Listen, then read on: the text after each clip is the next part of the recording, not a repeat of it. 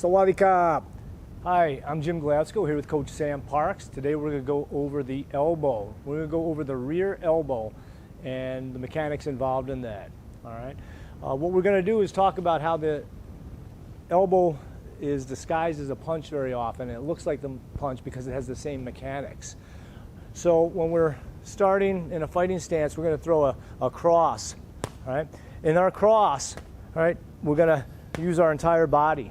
All right. You can see my right foot is engaged, my hip is engaged, and then the last thing to come out is my arm, my elbow, my punch, which we've talked about in our punch videos.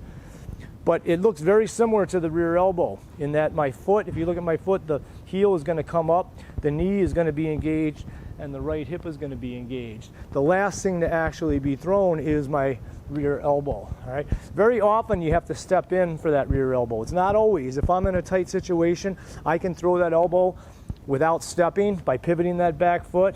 But for maximum power, I want to step in with that right foot to throw that elbow, even if it's a half step.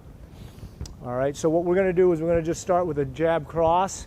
All right. Just get our hands going. 1, 2, and we're going to come in with a rear elbow.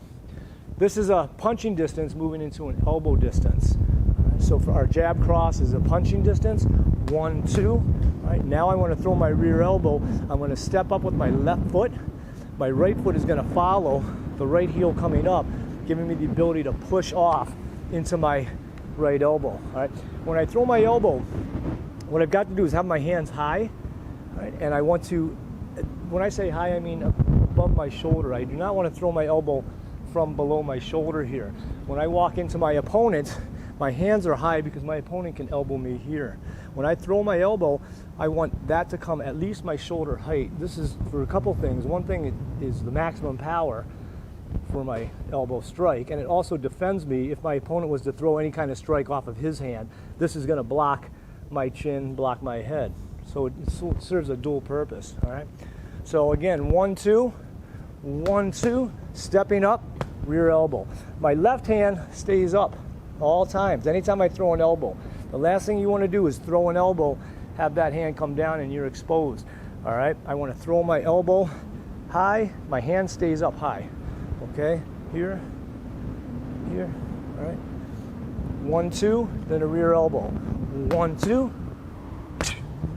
Right. I'm striking with the bottom 4 inches of my elbow, from the very tip to about 4 inches high. It's one of the strongest points of the body. The human body is this bone right here. Very difficult to break, very difficult to injure. When you hit with the tip of the elbow, you cut as well. So you can do a lot of damage. 1, 2, step up, elbow. 1, 2, elbow.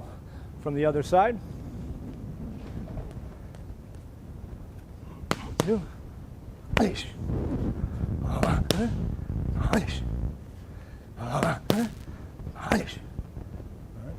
It's a smashing elbow, powerful, very good, again, from the outside or inside technique. Give it a shot. Kap Kun Kap.